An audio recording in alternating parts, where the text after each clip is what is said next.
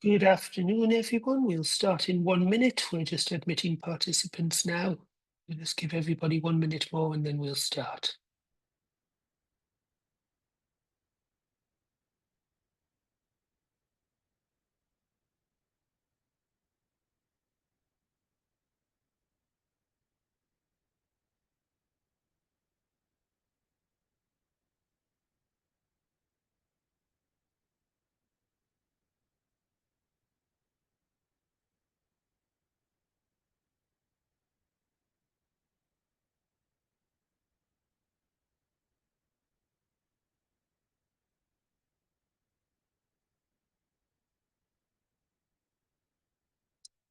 Okay, good afternoon, everybody. My name is Philip Howard. I am the project manager of the ESA Stakeholder Engagement Facility, the SEF for short, and we are organising this webinar in collaboration with the Covenant of Mayors. Just while we're getting started, we'd like to ask you a few questions just to understand who we have in the audience. So if you could please go to Mentimeter, and if you could either go to menti.com and enter the code 66173426, or you can just follow the QR code that you see here and just answer the basic question just so we understand a bit who we have in the audience. In the meantime, I will just give a few house rules. So please, you are muted. Please stay muted. If we need to talk during the discussion, we can arrange that with the technical support at the time. If you have any questions, please put them in the chat. We will answer them at the end. We have a Q&A session. And also, just to answer a few common questions, yes, the webinar is recorded. Yes, the recording will be available. And yes, the slides will be available. So with that in mind, okay, so I see that of the people who answered, a lot of them are other, which means that we didn't unfortunately choose the categories very well. So we can maybe dig a bit deeper later into what other means in this context. I think we seem to be quite stable there, so we'll go to the next question. Just to understand a bit the geographical spread, where are you all joining from? Because we would like to understand the spread. So if you could just quickly. Yeah. Okay, very European, but that's not to suffice, I guess. Oh, there is a China, so we have got a non-EU here. Okay, let's give that 1 minute before we move on. Yeah, I think we can leave it there and move on to the next question.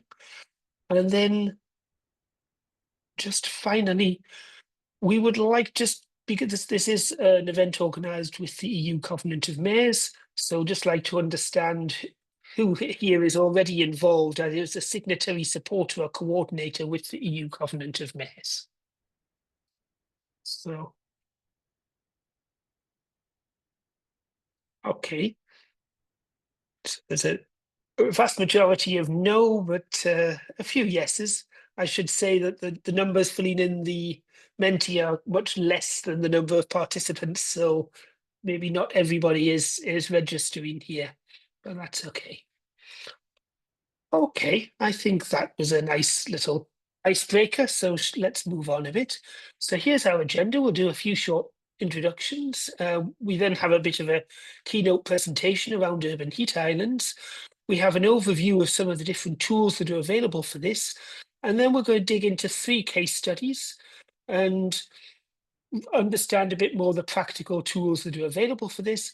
And towards the end, we have a panel discussion and Q&A. And just to repeat questions, please put them in the chat and we will get to them at the end. So with that in mind, I think I will ask Alison DeLuise from the Covenant of Mayors to just say a few words to introduce from her side this, both the Covenant of Mayors and this collaboration. Fantastic. Thank you very much, Phil. And firstly, a very warm welcome on behalf of the EU Covenant of Mayors. And we're really pleased that many of you can join today. And as Phil mentioned, it's being recorded because I know there's quite a few people that couldn't make it, but we're interested in seeing what happened later on. So my name's Alison Deloise, and I'm leading the Covenant of Mayors new work stream related to sort of space-based services, which I'll talk about a bit in a moment. And I'm going to be brief with my remarks because I want us to get onto the meaty part of the webinar. But I did want to mention, given that, based on the survey, quite a few of you are not part of the Covenant initiative. We are a EU European Commission funded initiative, 15 years old this year. And our basic goal is to support local authorities across Europe achieve their 2050 vision of decarbonised and resilient cities with access to affordable, secure and sustainable energy. So just to say, all of our signatories, our 11,000 plus, make a political commitment to achieve this vision, and they back this up with the development and implementation and monitoring of a sustainable energy and climate action plan. The actions that they pursue cover 3 different pillars. So we've got mitigation, adaptation, and energy poverty. And as I mentioned, we've got about 11,000 signatories across Europe, covering all member states, and about 240 million Europeans are therefore in a jurisdiction that's part of this initiative. So we began exploring this topic of space-based services and how they may support our signatories about 18 months ago. And we're developing a really nice partnership with the Space Agency and also the Stakeholder Engagement Facility, but also with others such as EU SPA and other EU-focused initiatives. And what we did was we consulted with our signatories in the Covenant community, and it became clear that there was definitely an interest in seeing how such services could provide valuable insights into the different stages that you see on this slide in front of you. So it's really looking at what information might be available that could support in establishing energy and emission inventories, in developing risk and vulnerability assessments, in monitoring the effectiveness of actions, and in reporting on baselines. And we know that such information is really critical, but not always available to all municipalities across Europe. That said, our community was very clear that there are a range of barriers and limitations that exist still to accessing these information, these services, and these are around technical and financial and human resource capacity constraints. So today is really part of this journey of work that we're doing to try and bring such services closer to our community and overcome some of these barriers. So I therefore encourage those of you that wish to be part of this journey that we're embarking on at the Covenant to keep an eye out for information on upcoming opportunities via our Earth Observation resource page on our website. I'll pop that into the chat, and also join us on the next 2 of these webinars that we're organising with the Stakeholder Engagement Facility. So I'm going to leave it there. I want to very much thank our European Space Agency and Stakeholder Engagement Facility team for the collaboration, and also for our great panel of speakers. And with that, I hand back to you, Phil. Okay, thank you. So we've mentioned the Stakeholder Engagement Facility a few times. What is it? It's a project funded by the European Space Agency. Our role is to make potential users aware of different space-based solutions that might benefit, and to give them practical support to get started. What that support could do depends really on what the needs of the community is. It can be making connections, organising training, or direct support, really whatever the target community says is most relevant for them. If we look a bit detail into the sort of challenges and solutions, these are fairly generic, but we see them very frequently. They fall into 3 brackets, really. Awareness, where people aren't aware of what's out there, or they know vaguely that they exist, but they don't know any details. And what we can do is showcase these solutions in events like this, but we can also listen to needs, provide guidance as to what solutions best meet. Then there's the acceptance, I know solutions exist, but I don't know how to find them. I don't know how to get started. Or the worst of all, I'm very interested, but I need to convince my management. And again, we can try to convince your manager for you. We can provide guidance and support to get started. We can help to make connections. And then final is adoption. People are really sold on it. They want to use it, but they need the technical support. They need to demonstrate value for money, and they need the support in order to do that. We can provide help with all of these stages. If we skip to the next slide, please, then I think today's webinar really falls mostly into that awareness category. It's showcasing the range of Earth observation-based solutions that exist But we don't want to stop there. We want to go forward. We want to move on and help you guys get started and really work towards operational adoption. The more feedback we get from you about what the next steps are, what your blocking points are, the better we can focus our efforts. So please do give us feedback during the webinar. We have the chat open, but please also contact us directly. We'll put the link in the chat. So that was the background. We're now going to actually dive into the actual topic around urban heat islands. So I'm pleased to welcome Iphigenia Keramitsoglu from the National Observatory of Athens, who is going to talk us through the basics around urban heat islands and what Earth observation can do. Iphigenia. Thank you very much. A warm welcome from me, and a big thank you to the organizers for sending me this invitation to deliver the keynote today about monitoring the urban heat islands, and specifically how Earth observation can support this monitoring.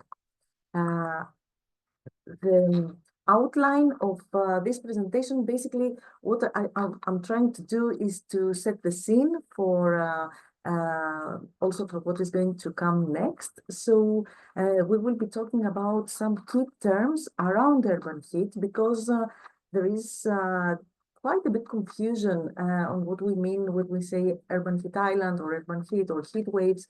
And we will try to clarify those terms. And of course, we will go deeper into the causes and the impacts of urban heat island. And we'll go then to the meat of this presentation, that is the role of Earth observation. So how can Earth observation, how can satellites with thermal imaging monitor the urban heat island? Of course, with very simple terms. Then we will go to see what you can expect in terms of services and maps, but also you should be aware that there are challenges and barriers, as of course with every technology, and it is better if these are somehow clear, and then you know what to expect. In my last slide, I will present the most popular portals where you can access and process Earth observation data. We will start with the cause for urban heat island. And with this, I'm going to say just one word, urbanization. Urbanization is the cause of urban heat, because what we have done is that we have replaced all the natural materials of the Earth's surface with artificial ones like cement and asphalt.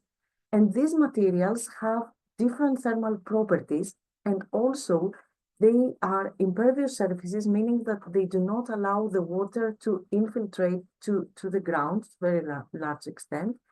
And while doing this urbanization process, of course, we have removed the vegetation, and the vegetation is what could actually cool down the city and make life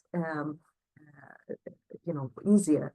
So at the same time, we have the life in the city, that is waste heat from the vehicles, from the air conditioning system, and also from the industry. So this makes the urbanization, the replacement of the materials with artificial ones that have different thermal properties, the removal of vegetation, and at the same time, the input from of waste heat is the mixture that causes what we call, in a very general term, the urban heat.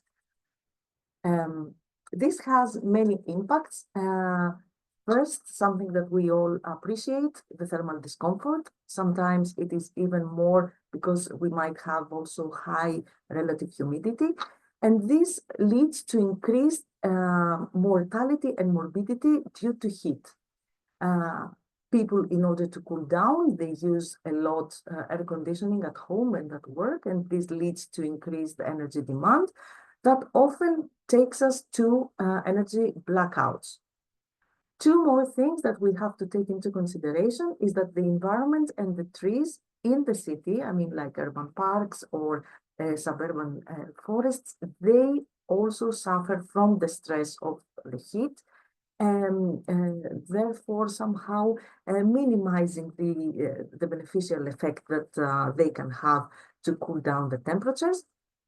And we should not leave behind the aspect of social inequality, because usually the hotspots in the city are areas where people have a lower income, and many times there is also the element of energy poverty, where people cannot afford to have to cool down using electricity and air conditioner. Let's now move to the big picture and why this is a global challenge.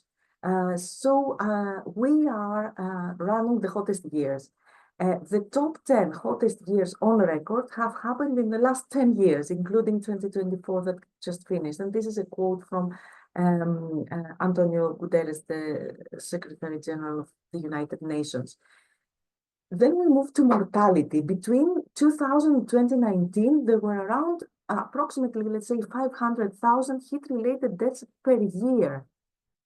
Almost half of them happened in Asia and 36% in Europe. And this is from an editorial of eClinical Medicine, which is part of the Lancet Discovery Science. Moving to the third point, that is that climate change effects on health show regional differences, suggesting that adaptation policies should be framed locally.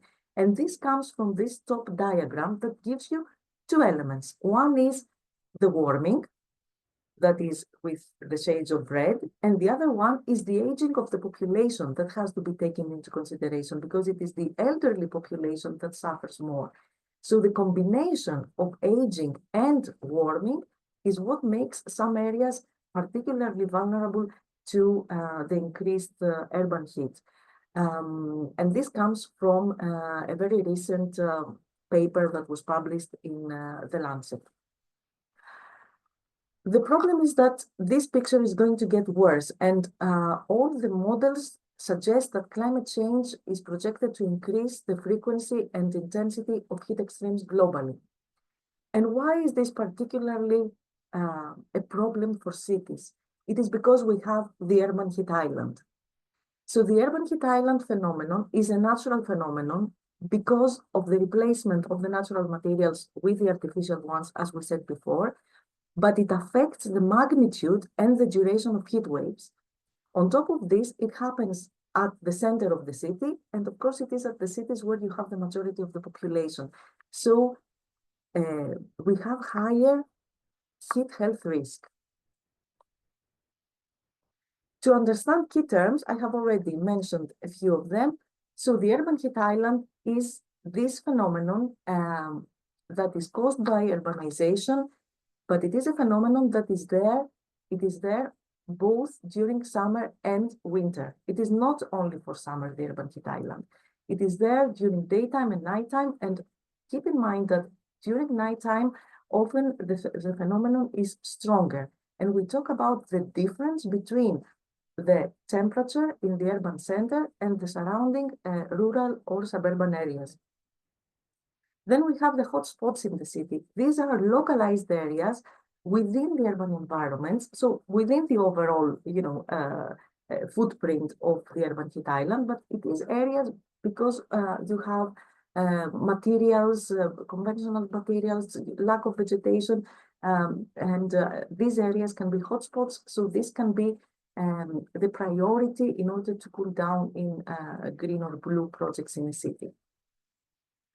Climate change is the long-term shifts in temperature, precipitation, and weather patterns globally, driven primarily by human-induced greenhouse gas emissions, and this will change the duration and intensity of heat waves. And finally, we have the heat waves that are the prolonged periods of excessively hot weather. What the satellite measures primarily is the land surface temperature. And by land surface temperature, I mean, I'll give you this example. Imagine that you are barefoot on a very hot summer day, like a child, playing football. Imagine how hot the asphalt is.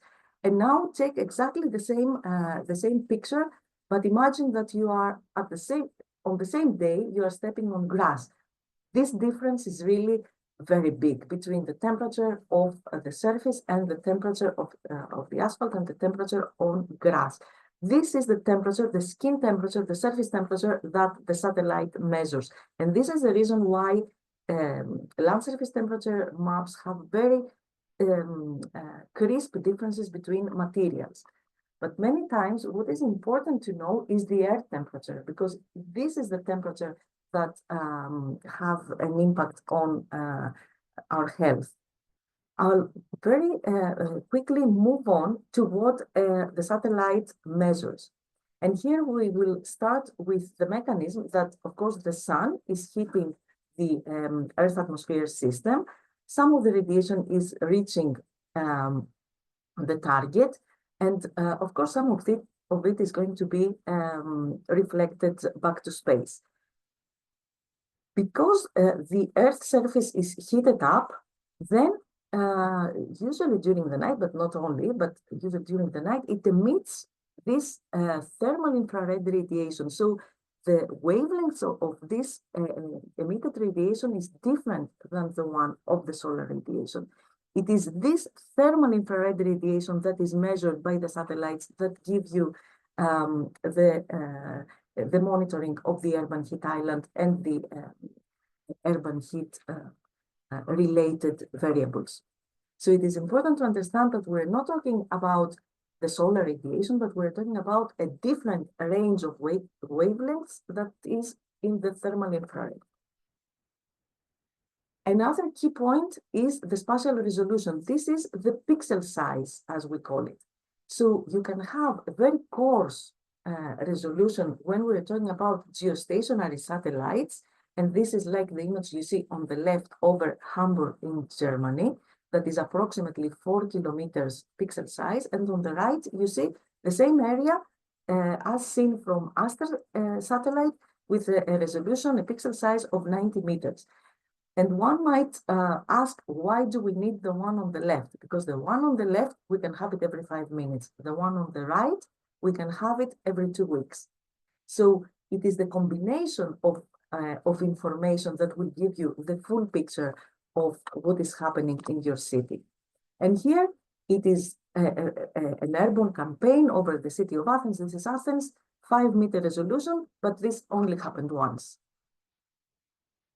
So we have this trade-off between temporal and spatial resolution. I'm not going to go into the detail of these groups of satellites, but what I would like you to take as a message is that we can have coarse spatial, high temporal resolution, as we saw earlier with Hamburg, with this very coarse resolution. This is geostationary satellites. We can have every 5 minutes.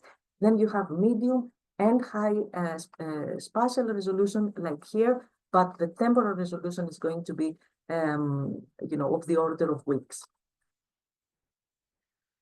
You can expect services and products. These examples come from Extrema Global. You can have intra-urban spatial distribution and land surface temperature, and you can have hotspots for planning. The middle map is the result of a time series of land surface temperature images, and the format can be a service, or it can be a map like raster data or vector data, depending on what the city needs.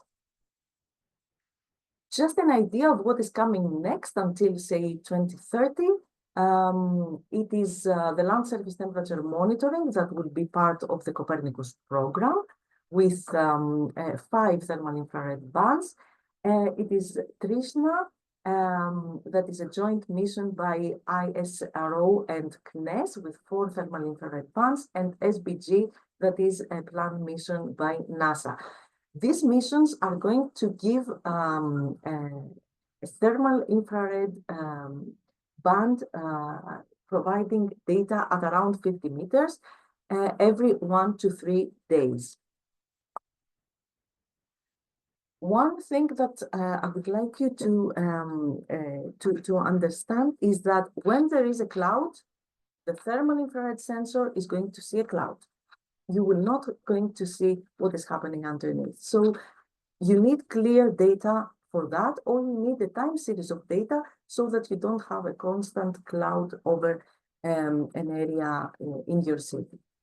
And I am going to move to my last slide, where I give the popular portals to access data and processing. So I have chosen an EU-based one, that is Copernicus. The key satellites that are there are from Sentinel, that are the European Space Agency satellites. And here you can see the relevant products. I'm not going to read through them. It is important because this Copernicus is a service. It is supported by the European Commission, and it gives free access and frequent revisit for the data. The free and open access was a game changer some years ago. The second portal is the NASA Earth Data. It is US-based, and here you see the satellites like MODIS, Landsat, EcoStress, that are from, that are US satellites. EcoStress is on board the International Space Station. Here you can see some relevant products and the link where you can access it from.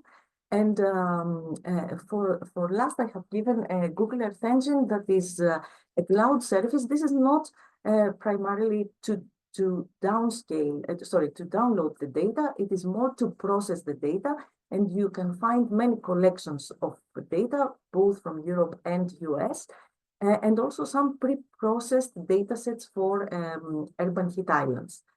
And with this, I would like to thank you very much. You can scan this QR code if you would like to contact me and find more information through my accounts in, for example, LinkedIn or other social media. Thank you very much for your attention. Thank you very much, Iphigenia. That was very, very interesting indeed. Just before we dive into the next presentation, just a quick question, just to understand the audience again. You know, have you done research? Have you looked at this? Have you experimented, or are you using this operationally? Just again to understand. The QR code is there if you need it. And so for the next step, what we wanted to do was, Iphigenia has given us quite a good introduction of what the technology underlying this is, but of course, not everybody is able to take the data and use it immediately. And in many cases, you need to have somebody else provide a service to you. So what we would like to do is, first of all, give you a broad overview of the types of services that are available, and then we will go dive into some specific case studies. So I see that, by the way, that most of the people here have used EO-based services to some degree, either operationally or experimentally, at least most of the ones who have responded, which is only a subset of the invitees. So let's leave that there then, and let's pass over to my colleague Diego Carcedo from the ESA SEF team. He's with SERCO, our partner here, and he's going to give us a very brief overview of the type of tools that are available to different users, different participants. Diego. So good afternoon, everybody. Thanks again for being here and giving us a little bit of your time. Thanks also the different speakers that will, the ones that have already engaged and the ones that are coming next. Really interesting the presentation we heard from Iphigenia related to the overview of the Earth observation tools and services we have out there. And even though it was an overview, it was also highly detailed. Also interesting to know that some part of the audience is already engaged with these Earth observation tools and technology. As Philip has just introduced, as part of the SEF project, in order to support the stakeholder engagement effort, we have developed a catalog of services that are aimed to provide a practical and accessible tool to share within the stakeholders. The initiative is also built upon valuable inputs we received from ERSC, the European Association of Remote Sensing Companies, also part of the consortium of the SEF project, and also some inputs and feedbacks for the Covenant of Mayors, also co-organizing this series of webinars. Following our suggestions, we also divided this catalog of services and tools in two angles. We structured in private service, so in order to highlight the solutions offered by companies and organizations in the private sector, as the ones we're going to be hearing in the next speaker's presentation, and also the public services, as is being shown in this slide, trying to showcase the publicly available tools and platforms developed by different institutions that are addressing Earth observation tools and services. The catalog is designed in a way it's going to be dynamic, like a living tool. It's being continuously updated as we identify new products or services that could benefit stakeholders.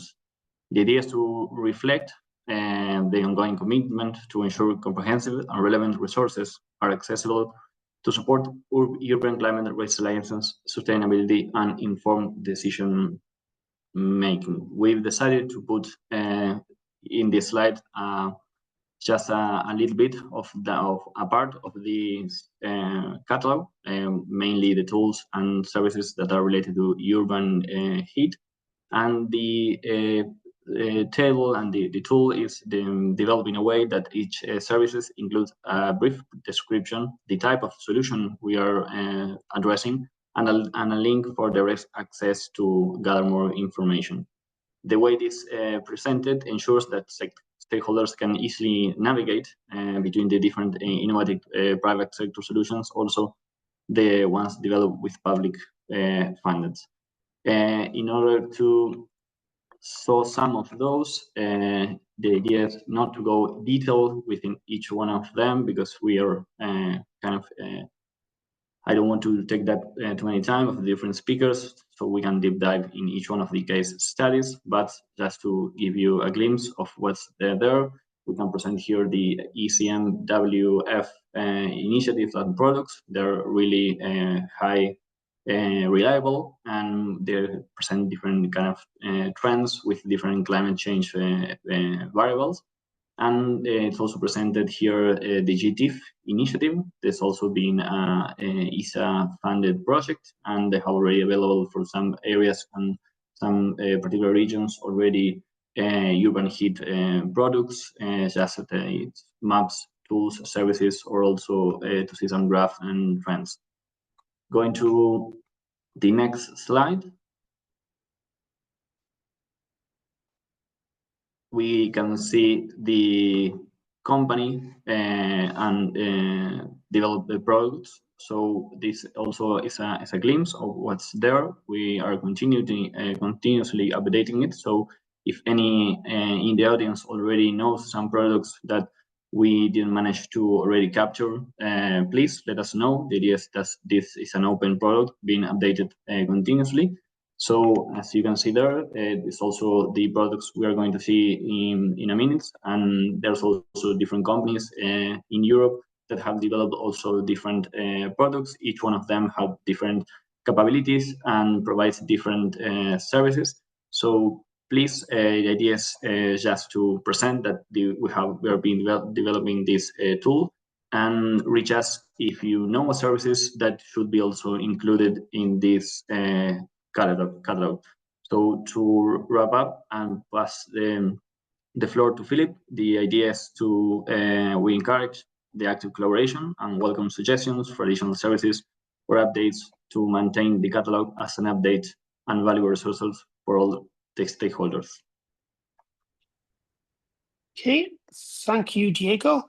I will just add one thing, that of course we're presenting the ones for the heat islands today, but of course we are looking at Earth observation services addressing a wide range of urban needs, and we would welcome feedback.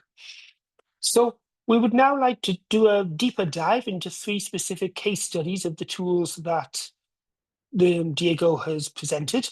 And as a first one, we are present as an example of a public funded initiative.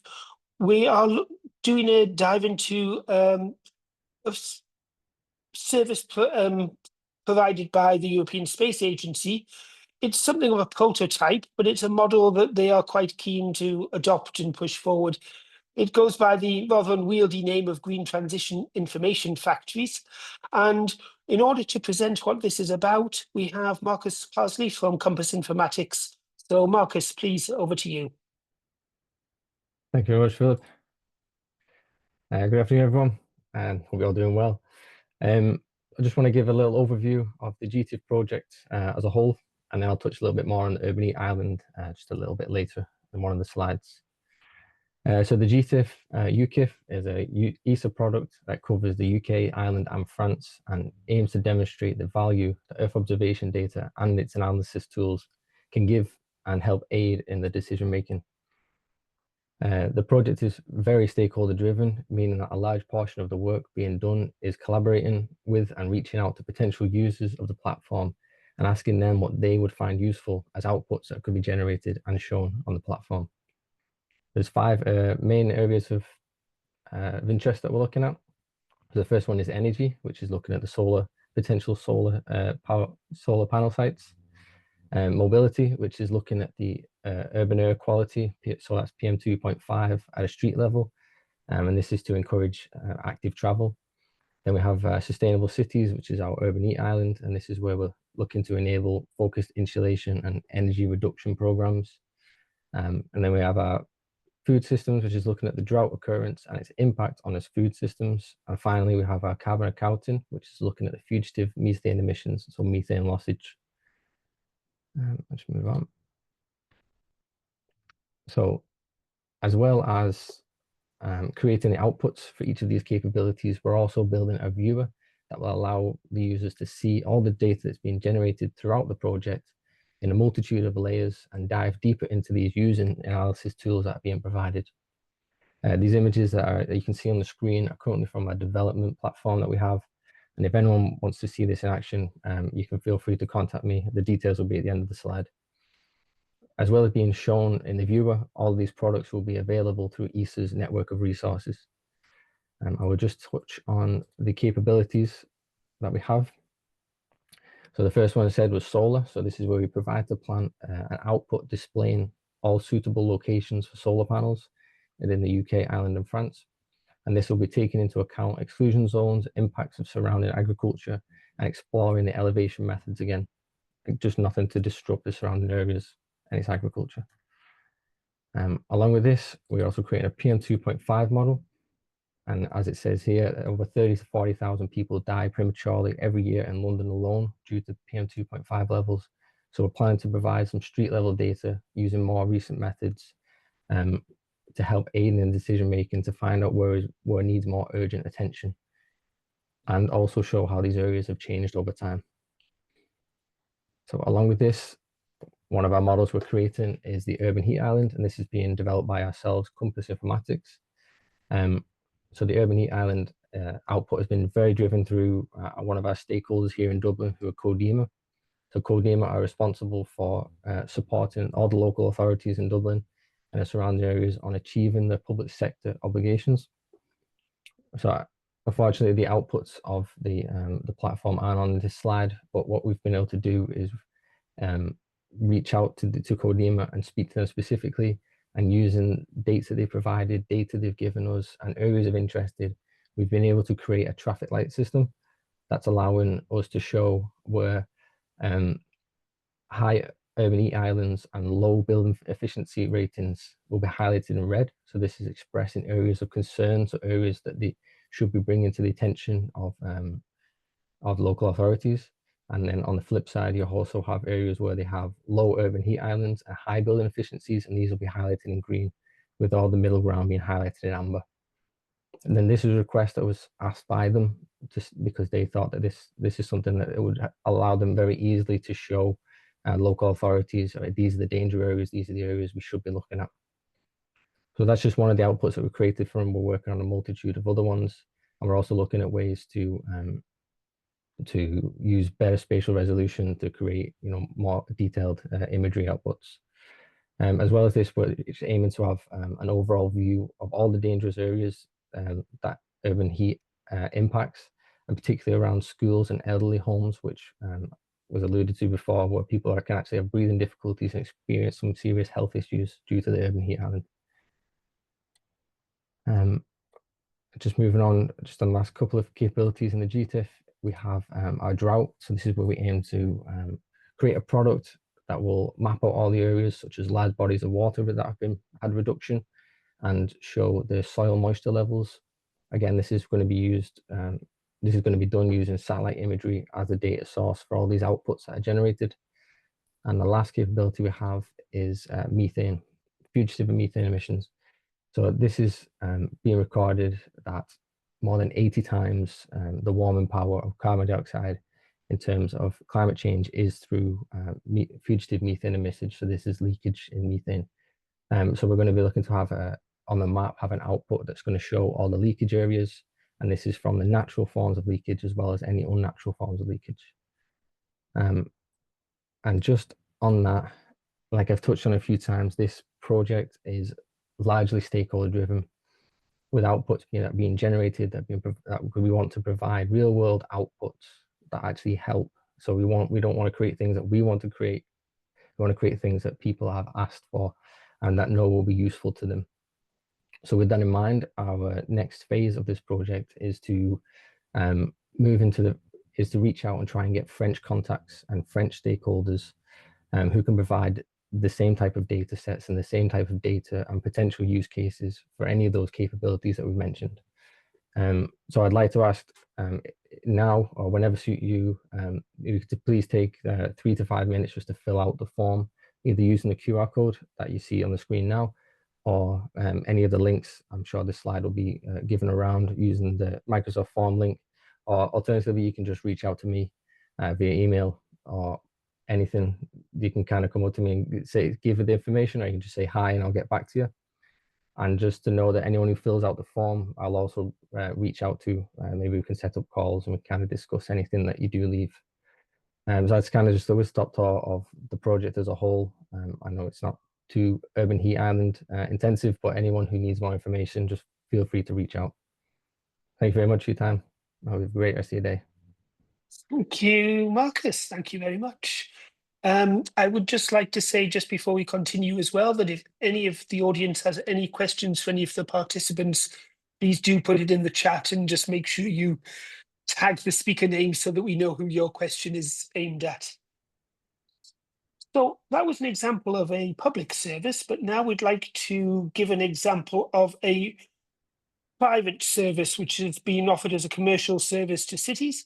And for this, I would like to invite Gaetano Volpe from Latitudo 40 to describe to us the urban evolution use case. Gaetano, please, over to you.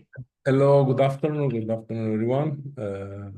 Okay, sorry, I try to present how Latitudo 40, that is an Italian company, is trying to transform the approach for Earth observation from project to product, is working with urban heat islands and other aspects to create sustainable urban planning. So the colleagues from NOAA have answered the problem. This problem is not only located in south of the world, but actually 2 billion of urban residents are exposed to urban heat island, and this exposure growth by 3 times in the last time. So we need to use the correct data, detailed and update, to take the right decision for sustainability challenges. In this context, Latitudo created an automated platform our vision is to use this platform to create cognitive places of the future. So we combined the data from space, our artificial intelligence and machine learning models, and the capability to understand very easily this insight and create simulation also to understand what can happen in the future. So the mission of this company is that we are helping cities to identify high-risk areas so they can plan and define implementation in mitigation action so that can turn these vulnerable areas into resilient spaces. At the moment, the platform is completely automated. As I said, we use satellite data as our raw material, and we are a digital factory that produce all the data that can be or used in a web dashboard or can be integrated in a urban digital twin. So we have also some experience in the last year to integrate our data in digital twins of third parties. So one of the topic of that digital twins is the new tools, a new tool that cities will use to replicate the city. We can provide the data and information to this platform to better understand how to solve the problem.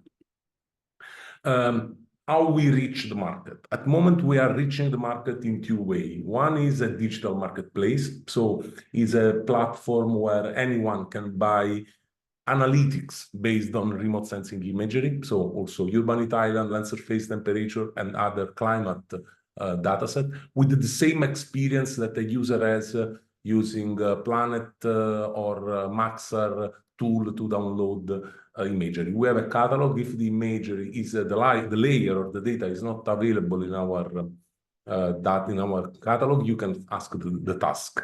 And then we offer a software as a service platform that is a tool that cities are using to plan some action that I will show later. In terms of urban islands, what we are doing. So at the moment in Latitudo 40, we have different layers that are, let me say, a step to the inside. So first of all, we offer a layer at worldwide level to have high spatial resolution land surface temperature at 10 meter of resolution. This layer is obtained with our proprietary machine learning that is capable to work together with Copernicus Sentinel-2 to downscale the thermal information of Landsat 8 and 9.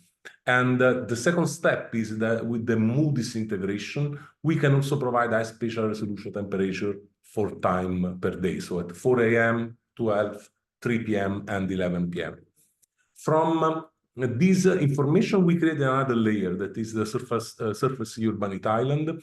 So in this case, we are analyzing the ground temperature data and give an index of the presence of urban island. So higher is the index, higher is the exposure. And so we can identify, in this case, the hotspot in cities. The other information that we provide is the urban island vulnerable areas. In this case, we consider other layer that we produce where we can identify the area that are more at risk of extreme heat. Always with an index from 0 to 1, where the data close to 0 are vulnerable, area with 1 are 0 are low vulnerable, high is high vulnerable. Finally, we combine this layer with the population distribution. So we create an heat wave risk. In this case, we identify people by age group, so the exposure, so elderly or young people. We can derive the distribution by world pop dataset or GSM cells. And so we can identify a risk index. Finally, we have this simulation for the future. So we can help with this tool to verify if the mitigation solutions are able to solve the problem. How? We generate synthetic multispectral data using generative AI that can incorporate the change in the city. So in this example, I can plant trees on a street and verify if the trees are solving or not the problem. So this is our solution, how we can give a contribution, so how the cities changed, what improvement or deterioration, what are the risks for citizens, and also the mitigation strategy. The simulation is a big part. A lot of customers are asking us for this mitigation, so they can identify the most effective and efficient one. Let's see 2 applications of our solution. The first one is the urban island in Milan. In this case, we work with the city in terms of monitoring air, climate, and policy. They used our platform to identify 3 parameters, tree cover density, land surface, and urban island, and heat wave risk. So they have this, with this multi-temporal analysis, they understood where and how big are the problem in the city. The second aspect, they integrated the data, our layer for temperature at recover density in their GIS. So with the integration of open data like hospital, school, public offices, they planned the strategy to plant new trees. So they used our tool to identify where the city needs to have more trees with a combination between the private and public greenery. The other one, the solution, is the simulation. We applied this tool in Ireland with our partner Sandyford Business District. They need to renovate this business district and have different options. And asked us to identify what are the different options, the different climate parameters with a different scenario in the land cover land use or in terms of planning of the site. And they use this tool also to assess the cost and the benefit of the different scenario. And with this tool, they also won the ESG prize in Ireland. So it's extremely interesting. Finally, so we are on the market. We are working with different cities, European, Italian, but we are working also for integrators. At the moment, we are also supporting Italian Space Agency with the service value chain Urban Italian in IRIDE project.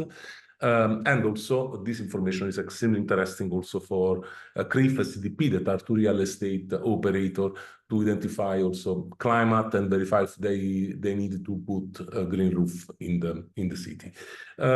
This is our company, 3 founders, 17 employees. We grew 50% in the last year in terms of number, and we are 10% space and climate enthusiasts. So if you need more information, please contact me. We have a platform. Our platform for data is available for everyone. earthdataplace.com. Anyone can register in the platform and obtain 200 square kilometers of free data to start to play with our layer. Thank you. No, thank you. That was very interesting, and especially interesting to see it being applied in 2 very different climates, in Italy and Ireland. So let's proceed with the third case study, which is Heatscape Resolve, Rhode Island Nemeth from Paolini and Partners. Again, I would just like to give people a reminder that please put the questions into the chat. We will have the opportunity to ask the speakers questions after this last case study. But with that, Roland, please, over to you. Okay, hello and greetings to the audience. I'm Roland Nemeth, Paolini and Partners Automation Development Lead, and I would like to present to you the Heatscape Resolve service, which is, of course, about urban heat island mitigation of urban developments. Okay, so a couple of words about Paolini and Partners. We are a major architectural and urban design group in Central Europe. Couple of numbers about our activities, and you can see some of our projects as well. Of course, these are more of the futuristic designs and the research and development cooperations with for instance, ESA and the ESA business applications framework, but we also do other research partnerships as well, and also more classical architectural and urban design. Our subcontracting partner for the Heatscape Resolve service is EnviroSense, true blood Earth observation and GIS company, and they are complementing our capabilities in urban design and microclimate simulation analysis very well with their capabilities. So since we are an architectural and urban design group with deep roots in sustainability analysis as well, why are we so interested in urban heat island analysis? So as architects, you can see here on the left side one of our larger urban development projects. We have always faced this problem that we can do microclimate simulations on using weather data. but due to the urban heat island effect, it might have some significant differences with the real measured values. So we needed to find a way to bridge this gap. I don't need to go into detail what urban heat island effect is, because this is a very esteemed audience, and also because of Iphigenia, who has explained it very well in depth. So in the previous presentations, you could also see that very often when we talk about Earth observation and urban heat island effect, we talk about surface urban heat island. However, for our use case as architects and urban designers, the canopy level urban heat island effect, or rather the air temperature, when not calling it with a fancy name, is more important and more useful. So we set out to create the Heatscape Resolve service with the expressive aim to create the canopy level urban heat island effect and the air temperature that is the result of that. So we have identified two customer groups while doing the market research for Heatscape Resolve. First of all, the real estate developers who need it mainly for ESG ratings, also like you could hear in the previous presentation by Latitudo 40, and for their green labels of the developments, and to reduce energy consumption, effective landscaping solutions. So because as a real estate developer, you need to really watch every dime that you're spending on a development. And as an urban designer, you would like to have a beautiful and green landscape, obviously. But you need to have a tool that lets you show to the real estate developers how this greenery that you are actually planning for the development can impact the energy consumption of the buildings itself and the well-being of the local people who will be using the space. Of course, real estate developers would like to use it as well for public relations goals as well. Municipalities need it mainly for sustainability documentations for future urban development activities, and to create a healthy environment for the local inhabitants as well.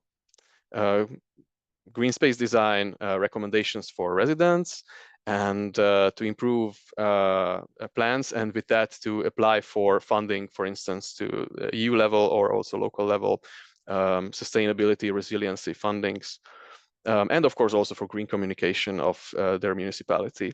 So how Heatscape or what Heatscape Resolve provides is a microclimate level prediction for the city developments, aid in public space design, and predicting building energy consumption when there is a larger urban development. So because of that, our service goes in two stages. First of all, we do urban heat island simulation based on the Earth observation data that we acquire. And this is, of course, a larger area, so around 300 meters resolution. And we, of course, use 3D representations of the current and the future city, and calculate the surface urban heat island and the canopy urban heat island effect. And with that data, we drive the microclimate simulation, which is then a much higher resolution, a 1 meter resolution, and is used for the urban design initiatives that a city or a developer is planning. It's a point-in-time simulation, and it can go into physiological equivalent temperatures. That means what the city users are actually feeling. So this relative air temperature, let's say, or relative temperature that a person actually feels on the spot, or the absolute air temperature as well. Here's an example of one of the areas that we have done. This is subdivided into those 9 quarters. But that is for the urban heat island simulations. But then on the right-hand side images and the center, you can see how we have added the Earth observation data like albedo and surface categorization, and added to it local climate zone data, anthropogenic heat flux, and latent heat to enhance the building geometry digital twin and drive the microclimate simulations between the versions of building up this area. So between here in this example, between the original 2000 layout of the urban development and the future 2030 development.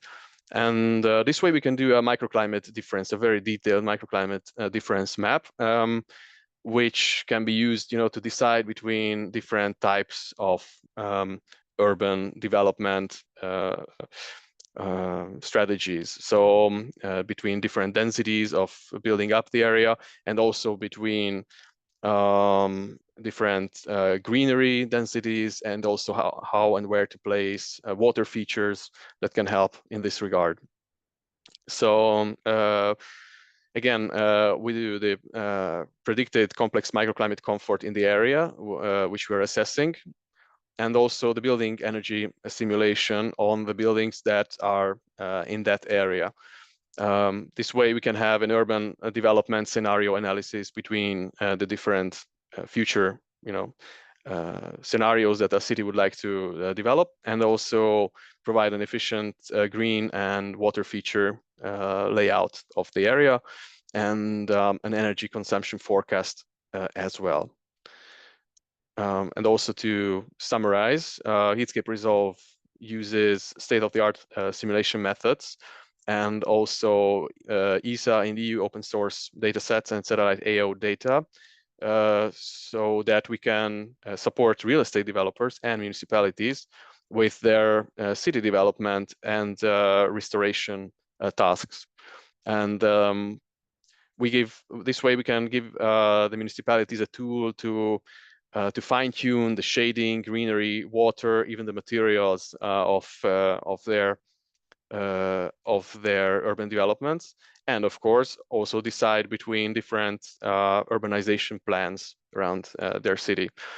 I think what is important in terms of assessing Heatscape Resolve as a service is that we aim for the air temperature, and also that we want to help with the future scenario planning of cities. So the strong point of Heatscape Resolve is that, so we can assess the current situation as well, and based on that data, we can make the prediction with the simulation tool. So of course, obviously, we will be very glad if you can get in touch for a project, if you have another one in mind.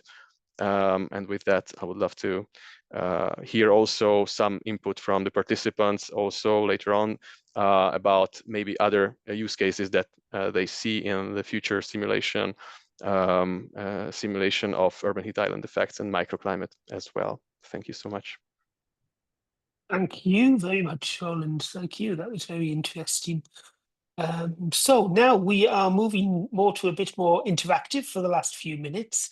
So we'll have some questions to all of the speakers. While we're doing that, I think maybe we'll leave the first of the final set of Mentimeter polls open, just so that people can be looking at this while we're talking. So the first one is around what exactly are you looking for in a heat analysis? Because we've looked at different options, different tools, current conditions versus short-term forecasting, analysis of long-term trends. We just like to understand a bit which is more interesting. While people are looking at that, I would like to turn to Alison in the first instance and just ask her on behalf of the Covenant of Mayors to give a first reaction to some of the case studies that you've heard today.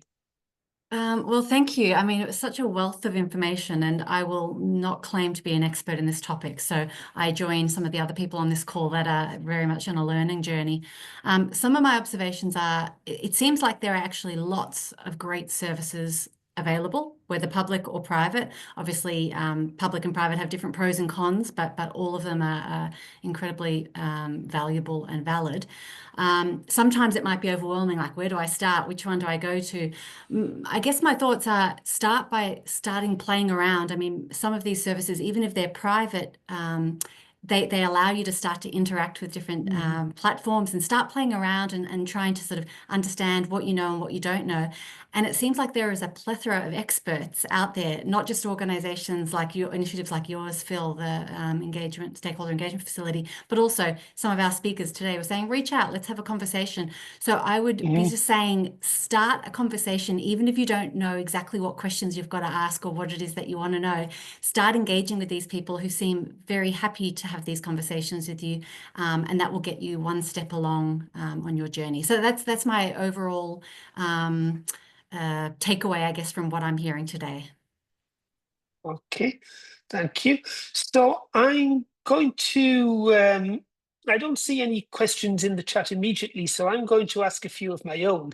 And I'm actually going to pick up probably with Gaetano first, but I'd also like some of the other people's opinions, precisely on this thought of what are the pros and cons of private versus public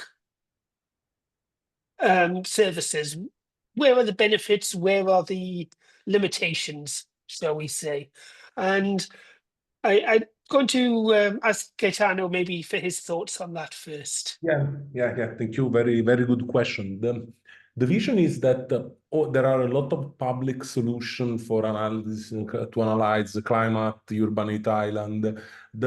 From my point of view, that is what I created the Latitudo 40, there is a big gap between the data and the user. Normally, when you go in a city, in a municipality, they are not data scientists. They cannot understand what is a resolution, spatial resolution, revisit time, or how to play with the band, the multispectral blend, or in the future with hyperspectral band. So this is the big aspect. They are asking not technology, but solution. The end user, real estate and municipality in this moment are asking for solution. So I need to the example of Milan, but we are now start interesting project in Grenoble and in Bologna. The question is, I need to spend 1 million, 2 million, 10 million to renovate the city. I need to demonstrate to my city, the citizen, to the founder, because a lot of intervention are based on EU Green Deal and Repower EU. They need to have a sort of MRV. They need to demonstrate that the status quo at the start of the project and the improvement at the end of the project. And they don't know. Normally, I had example, some municipalities, they were still with orthophoto that are 10 years old. And it's normal that in 10 years, a city can change and change a lot. So the conclusion is, try to work on a solution, not on the technology. We have a lot of technology. We need to transform technology in easy to use product like Google Maps. Indeed, thank you. I also had a question for Marcus as well, because Marcus, you presented quite a range of different things that the GTIF does, many of which are actually very relevant to cities, the air quality, for example. Do you see a big value in having all of these services together in a single platform rather than people having to access different platforms for different purposes? I do. I think having a central location for more than one capability, it adds a little bit more trust to the platform itself. And if someone gets used to one aspect of it, then you can very quickly learn how to see all the other areas. So from like a user experience point of view, it's a better solution also. That kind of goes in hand with trying to make the solution like a Google sort of solution where you kind of know how to use it because it's so intuitive, like you've designed it with a user in mind rather than proving this technology is the best and that technology is the best. You've designed it as, let's make something useful for people. They don't need to know exactly what it's doing, but you can have that access also, but that can kind of be in your analysis side of it. So when you do have them all together, you can kind of get more people on board with a solution that people know how to use, and you can kind of foster that collaboration aspect of it as well, that I think is quite important when there's so many tools out there. That's kind of my point on it. Okay, thank you. No problem. And then Roland, this sort of again for you, Roland, but it comes back a bit to this public versus private bit, because you've actually built a lot of your services on top of Copernicus and similar data streams. Maybe just comment on how you see the value of Copernicus in particular for companies like yours. I think it's an amazing platform overall, and you know, the data sets that it is providing is really invaluable. I think it's one of the, you know, linchpins of such developments, of Earth observation developments these days. And also regarding the public and private use of the data sets and also of the services that we are providing, I think it's still very important to have an expert user, or also an expert next to the service that can guide the process so that it arrives at an exact and good end result. And especially because we are working, of course, with urban scale developments, which take years or even decades. It's really not about creating solutions within, you know, 1 minute or 2 minutes or by the click. So these developments take a really long time, and the decision-making processes sometimes take also months or years by which they are decided. So it's really good to have expert backing, such as we do with our service, that it can guide the city during the process of arriving at a good microclimate situation for their future developments. Okay, thank you. I do have one last question for Iphigenia, but before we do, could we just go back to the Mentimeter for a moment? And I think we have this question. Okay, that's interesting again, just to see where the need for the heat analysis services. If we could go to the next Menti question, please, which is actually around what the opportunities or barriers that will determine the use of these solutions. What is the factors that are determining whether or not you will use this? And maybe just leave that on the screen for a moment, just so people can get the Menti, but code 66173426. But in the meantime, I wanted to go back to Iphigenia and maybe strike a note of caution here, because I think we've heard a lot about how wonderful Earth observation can be, but I haven't really heard that much today about the use of the in situ measurements. And I wanted maybe to ask your view on, you know, how useful is Earth observation by itself, or how much are we relying on people at ground level having the sort of information that they can feed into this? Yes, thank you very much, Philip, for asking this. Actually, I wanted to mention it during the presentation, but due to the time limitation, I didn't.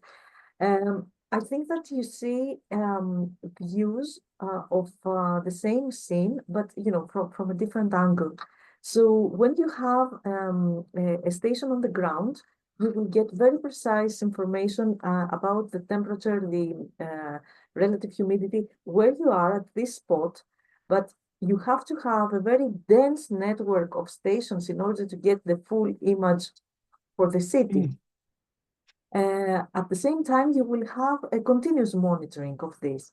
Whereas when you go to see the images from space, then you have a more, then you have an overview, but of course you are, say, like 700 kilometers above the ground. So it is remote sensing.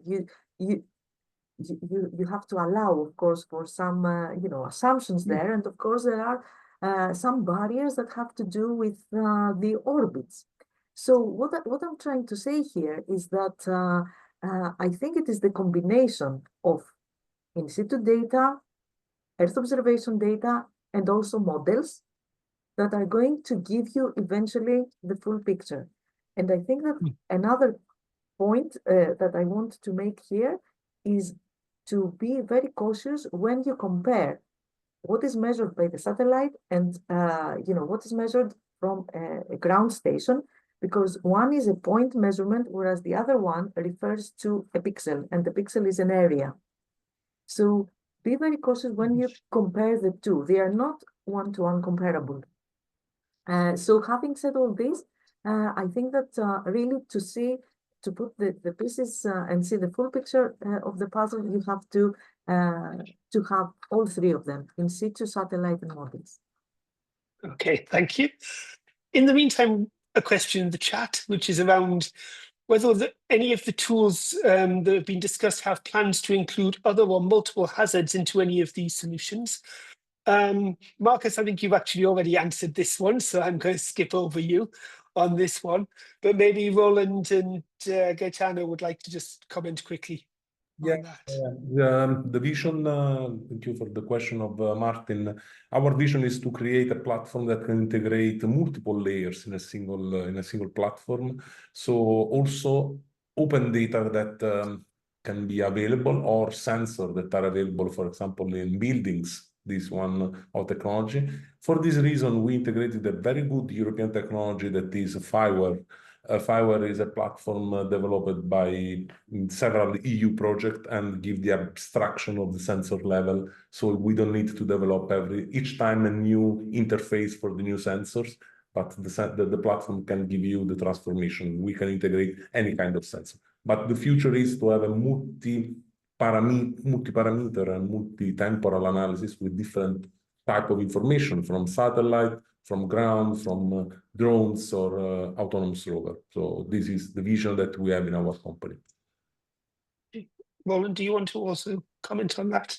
Yes, of course. Like I said during the presentation, we try to always, keep a close connection with the municipality or the developer that we are dealing with when doing Heatscape Resolve, and then they can, of course, ask us to incorporate one set of data. For instance, with municipalities, it's often demographic data due to the heat wave vulnerability.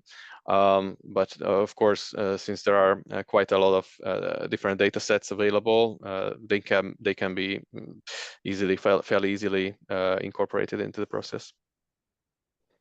Okay. Thank you. So we're actually strictly out of time, but just before we close, I want to just go back to the Mentimeter. So in terms of the opportunities and barriers that will determine your use of these solutions, so I mean, I think there's nothing particularly there that's surprising. I see technical resources, I see staff training, staff capacity, co-design, understandable maps, money. Actually, I'm surprised I don't see money more there, time saving. So yeah, again, nothing particularly surprising, I would say.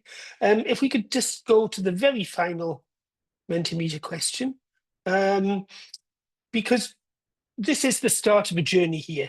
We are working with the Covenant of Mayors. We have a full intention of not leaving it here, but providing things that are there. So I think what we would like to understand, what of these options you would like us to do? Are you looking for training? Are you looking for further development, or just more awareness? This feedback would be very useful to us. And we will be coordinating with Alison as well to try to see what we can arrange together with the Covenant of Mayors. And finally, you can fill this one in your own time. I can already see that training is jumping ahead. Again, okay, let's not watch this one live. If we just skip to the final slide, please. And just before we close, I would like to advise you that there are a couple more webinars already planned. On the 17th of February, we have one on mapping urban landscapes, looking at how the mapping can be done from space. And then on the 10th of March, we have the urban air quality, where we will dig a bit more into the air quality issues that have been touched on a little bit today. With that, I'm conscious we actually went a little bit over time, but I hope that doesn't matter to everybody. Just to repeat, the recording and the presentations will be made available both through the SEF website and the Covenant of Mayors website sometime next week. And then I think the final thing to be done is really to once again, a very, very big thank you to everybody who's presented today for showing their solutions, and also for the various people who've been doing the organisation in the background. Thank you very much. And thank you to our audience as well. And we hope to see you again in the next webinars. Thank you. Thank you. Bye-bye. Thank you very much. See you. Thank Thanks, you. Bye-bye. bye all.